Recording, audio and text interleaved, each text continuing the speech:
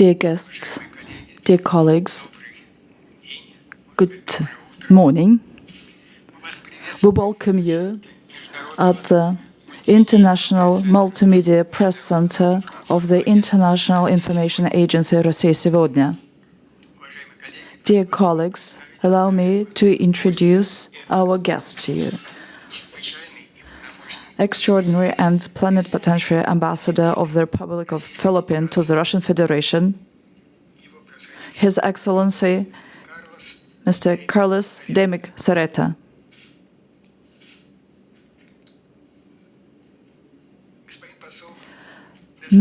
Mr. Ambassador has been in Russia, in Moscow for quite a long time, but it is the first time, to my knowledge, that he comes to this platform. Well, Mr. Ambassador has been in Moscow since 2015. He is a very experienced diplomat, high-ranking diplomat, with high profile both in his country and in embassies in many countries. He also taught and was engaged in research work, and he is member of the editorial board of Law magazine.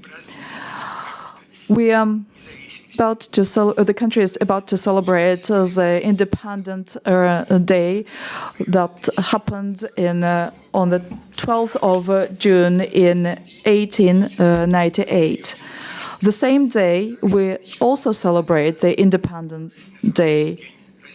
We also call it the Day of Russia. In his opening words, Mr. Ambassador will cover the most important events and landmarks of Philippine history, its achievements after its independence and challenges. And also, he will cover the current situation, will speak on the international issues, and also speak about the recent visit by Mr. President Rodrigo Duterte to Moscow, and also speak about many issues, including international terrorism. Before I pass the microphone to our guest, I would like to congratulate Mr. Ambassador and on his behalf the whole country on the Independence Day, and I wish the people of the Philippines prosperity and peace. The floor is yours, Mr. Ambassador. Thank you very much, Mr. Maximov. We're very happy to be here, and thank you for inviting us. It's always a pleasure to speak to Russian media, and it's part of our job, and we always welcome this opportunity. Mr. Maximov mentioned that we are celebrating our Independence Day on June 12. It's a happy coincidence that it's also the same day that Russia celebrates its Russian Day. 30 years ago, our Independence Day was not June 12, it was July 4. We got our independence from the Americans on the 4th of July in 1946. So since then, we celebrated the same day with America, National Day, until around the 1960s, when the Philippines decided we should not celebrate it at the same time as the United States, and decided that we should celebrate it the time when we became independent from Spain. And so we changed from July 4, which is the Americans, to June 12. And then decades later, Russia chose June 12 for its Russian Day. So now, instead of sharing our Independence Day with the United States, we share it with Russia. I think that's a very good metaphor for what's happening. Russia is turning towards the east, towards Asia, at the same time that the Philippines has decided to turn towards Russia in many aspects of our relations, primarily economic, security, and political. And I think that, in a nutshell, captures a bit of the history of the Philippines, colonized by the Spaniards by Spain, colonized by the Americans, and now as an independent country, free to choose an independent foreign policy. And we have chosen to proceed with deeper relations with Russia. Ironically, we have formal relations with Russia for 40 years, 41 years. In 1976, we established diplomatic relations. But in all those 41 years, our relations have not grown as fast as we had wanted to, or as fast as other neighbors in ASEAN like Vietnam, Malaysia, Thailand, Singapore, have, or Laos, Cambodia. Their relations with your country have been deep. It's only now that we are moving to establish a legal framework to deepen relations. And in that regard, we signed 10 agreements during the visit of my president here. And he had a good meeting with President Putin. We expected it would last only an hour, but it lasted over an hour, way past midnight. And the next day we had signing of very important agreements that covered everything from defense to economic cooperation, investment to tourism to exchanges in science and technology. And this is a good set of agreements to establish a legal framework for our relations. We have another set of agreements we hope to sign soon, which will further widen the basis for our relations.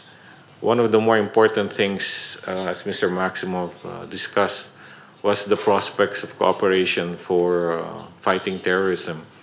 Both Russia and the Philippines face great challenges with terrorism. We believe that we could use the help of Russia in fighting terrorism. We have seen how Russia has been successful in the Middle East in helping Syria fight terrorism.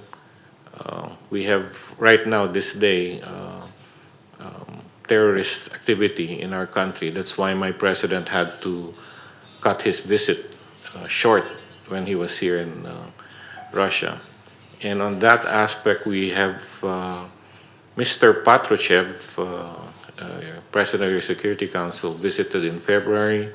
We had very good discussions in sharing intelligence and in sharing information. And my defense secretary, Secretary Lorenzana, has visited Russia 3 times already since December. And ironically, in December, it was just the first time a Minister of Defense from the Philippines had visited Russia in 41 years of relations.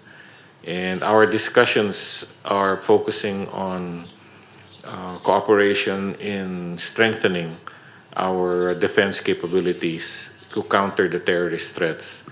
We know that Russia has a lot of military technology that we can use that we are not able to obtain from other countries, or which, if we ask from other countries, comes with conditionalities. We have traditionally sourced our military equipment from Western countries.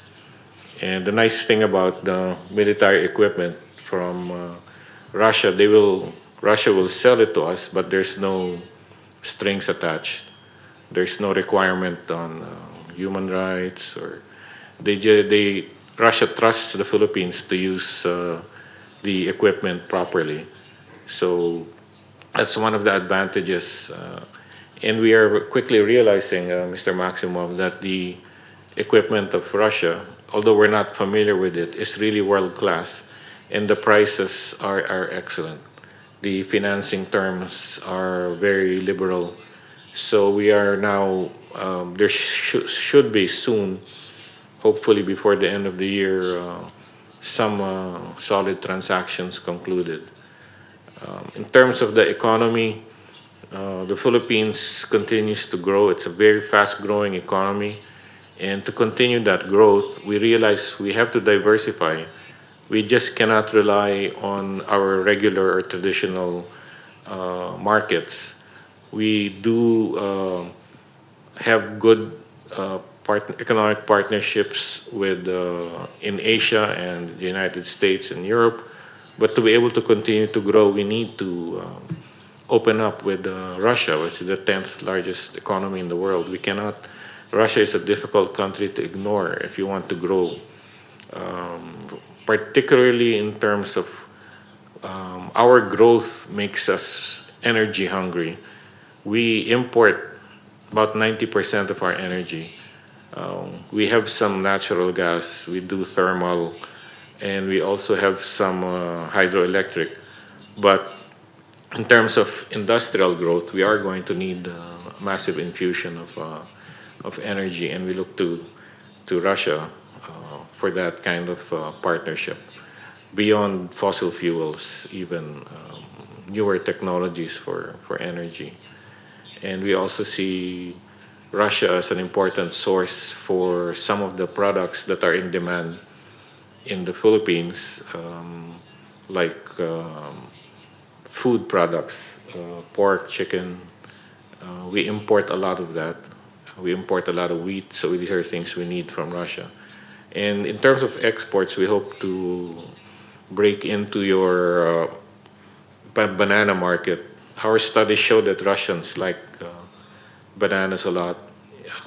You import almost $1 billion worth of bananas every year, but mostly from Ecuador. So the Philippines is one of the top producers of bananas. So we hope to enter that market and compete with Ecuador. We have other agricultural products, especially in the marine area. We have some of the best canned, frozen, and fresh tuna. And these are products that enter the Japanese market, which is one of the most difficult in terms of quality. They demand the highest quality in terms of these products. So that's the broad range of cooperation we hope to have with Russia, Mr. Maximov. And again, thank you for having us here. I'd be glad to shorten my speech and take questions. Thank you. Спасибо, уважаемый. Thank you very much, Mr. Ambassador, for this brief and very interesting introduction into the current situation in relations with the Philippines. Now, dear colleagues, I open the floor to questions.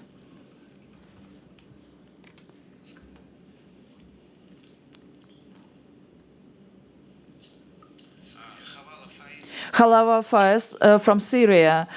Mr. Ambassador, is there information that was already launched about ISIS, the terrorist organization, that has intentions to have its basis in the Philippines after it experienced defeat in Iraq and Syria? How are you preparing to see this challenge from ISIS? And another question. Everybody knows very well that much workforce is in Saudi Arabia, in Qatar,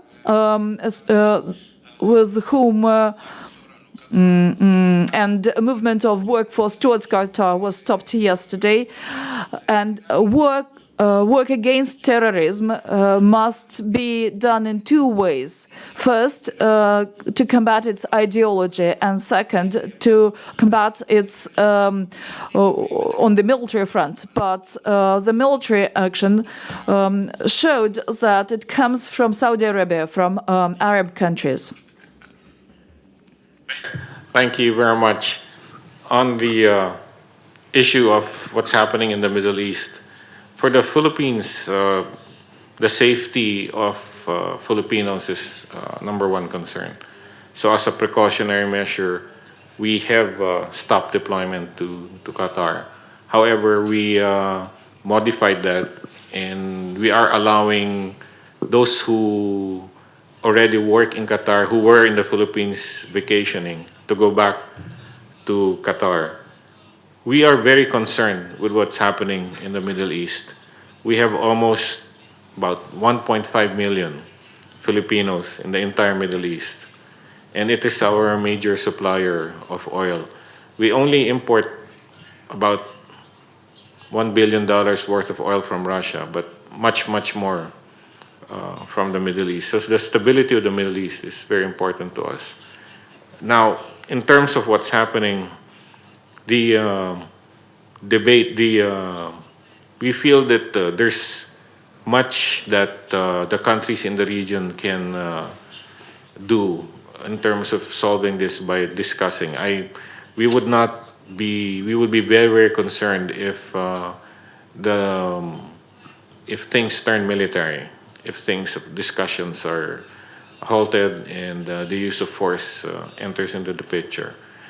It would mean evacuations for us very, very clearly. So we would like the people who are trying to get the parties to talk, to succeed.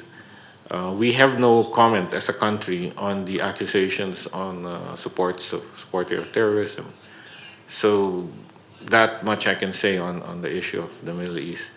Now on the question of ISIS, the success of Russia, we anticipated that ISIS, very, very ambitious but very evil organization, has ambitions, whether they lose or win in the Middle East, to expand. So we had been expecting that they would be linking up with existing Islamic extremists in the Philippines. And this is what has happened. And we have decided to take a very strong action against it. We anticipated that their actions would center in this city called Marawi. And that's where we've concentrated our forces. We hope to soon be able to capture or neutralize the main elements of the leadership that has linked itself, the local Islamic extremists who have linked themselves to ISIS. We're hoping to be able to neutralize them very soon. We have some of the best, our men and women in uniform are very dedicated. They're willing to risk their lives, and they already have lost some lives there, and they will continue to fight terrorism. And hopefully in the long run, with the help of Russia, in terms of intelligence sharing, in terms of military equipment, we will be able to solve the terrorism problem once and for all. Thank you. Так, еще вопросы? Other questions, please. Good afternoon. My name is Natalia Goncharova, Russia 24. We prepared documentary on Filipino nannies who work in Russia. They're of high demand here in Russia.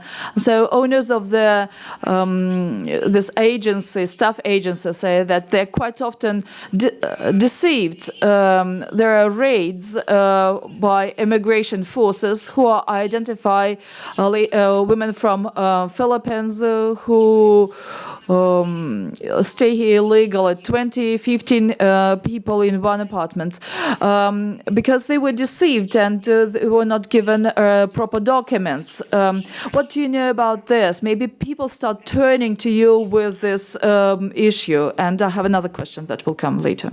Thank you very much, Natalia. That's true. There's a high demand for Filipino household workers, nannies, household cooks, and to work in the home. But the problem is Russia does not have a visa category that allows this kind of workers. So what happens is they come in under different visa category. And they are, in a way, improperly documented. Russia has recently decided to be a little more strict when it comes to not just Filipinos, because because when they do detain foreigners, it's not just the Filipinos. They detain a lot of the foreigners. So there's no targeting of, I don't think there's any targeting of Filipinos. The long-term solution, Natalia, is we're hoping Russia will one day realize that the Filipinos can contribute to Russian society, I can compare the situation now to the situation in the Middle East or in Singapore, Hong Kong, the places decades ago where Filipinos were working but they were not properly documented. These societies realized that Filipinos can help the household, can free the wife to work, to contribute to society, can raise the children in a very nice way. All of our Filipinos are university educated. They speak good English. They are highly skilled. So they do contribute. And hopefully, one day Russia will create a visa category for them so that there will be no more detentions and deportations. Ну, я поняла. Well, I got that idea, but I didn't mean that the raids are against Filipinos, but as the staff of this personnel company said that many people come here being deceived. They come here without proper documents, and they are virtually forced to live in such improper conditions. Do you have any data on people from Philippines who find themselves in such difficult situations? Maybe you have some statistics on that. We heard complaints from them, so I wanted to know what you hear from them as well. So there's some truth to that, but thankfully, most Russians treat the Filipino workers very well. Many live in the house or in the dacha of the employer. So there is a minority who end up staying in a flat with other people, with other Filipinos. And so these are usually the people who are not able to earn as much. But that's a smaller group. When they are out of status or no longer have the proper documents, we, the embassy, will assist them to go home. If they want to go home, we will provide airfare. We will, while they are awaiting departure, they can stay in the embassy. We have apartments for them there. But generally, we're very happy with the way Russian families treat Filipino employees. Very, I have to say the Russians are very nice to the Filipinos. And the majority are very happy with their employers. Да, и вот последний вопрос буквально по этой теме. Just the last question in this flow. What are the main challenges or difficulties for those who come from Philippines to Russia when they search employment? What are the main difficulties? Maybe they are deceived, their rights are infringed, and in the final effect, they happen to become breaches of immigration law in Russia. Maybe you have some figures of your cuff. I don't have the figures, but what I can say is the number one difficulty for Filipinos to work here is the language. It's very difficult for them. It's very different from the language we know. And secondly, if you're talking about exploitation of workers, I have not seen a single case of what would qualify as human trafficking, meaning coming here and then being exploited, not being given a salary, being mistreated in that nature. No, we don't have. They undergo some difficulties. Maybe they're not paid as well, or the ruble value changes from the contract because of the fluctuation of the ruble, or because some of them are not used to the weather or to the food or to going to the not being able to go to the hospital, not being able to deal with the hospitals. But in terms of what would qualify as human trafficking, there have been cases of crimes against Filipinos, but not by the employer or by the agency, by a friend, for example, who hurt the person, or a Filipino crossing the street just last month got hit by a car. These things happen, and we help them. But in terms of exploitation, very, very rare, if any. Thank you, Natalia.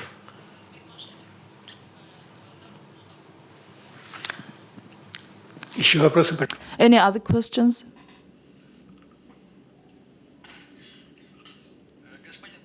Mr. Ambassador, Mikhail Gusiev from the publishing house Medina.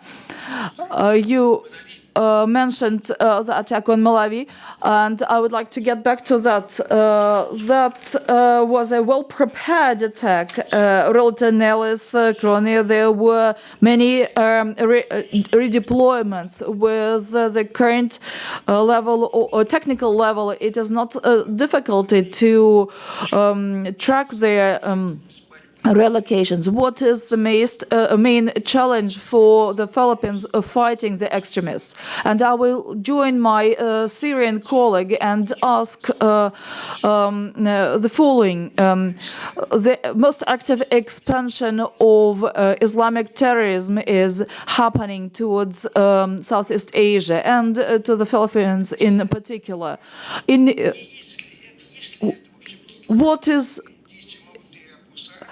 Is it some local activity of Maute Basayab, or that is a preparation by ISIS for relocation from the Middle East to the Philippines? What is your understanding of this issue? Thank you very much, Michael. Those are very important questions. On the first one, militarily, what are we doing? The Philippines has been fighting terrorists and extremists for decades now. And like I said, we have some of the bravest soldiers. What we need is the military technology. The advantages of the Maute group is that they are able to use modern communications. They are able to use snipers. And there's technology in the world that can help us track, for example, communications, whether they're cellular or satellite. There's also equipment that can detect where the shot is fired by a sniper. And these are technologies that we are very interested in and which Russia might be able to provide soon. But in terms of fighting spirit, the Filipino soldier is someone that will fight to the end and will not allow ISIS to spread in Mindanao. We know that ISIS has, like I said, a lot of ambition. Their visions, if you look at their literature or their websites, they want to establish caliphates around the world and eventually link them all up. So the sad thing is there are local Filipino extremists who believe in that and have now linked up, at least ideologically, with ISIS. We're not sure if there is direct support logistically or financially, but definitely ideologically there is a connection. But we are, Michael, we're very, very determined to not let that happen in the Philippines. We are devoting a lot of our military and defense resources to get the leaders in particular. We have already arrested the top leader of the Maute gang, the father of the brothers. We have him in custody. And we believe that we are now in the position where they are surrounded and the local population is not helping them. And hopefully it will be over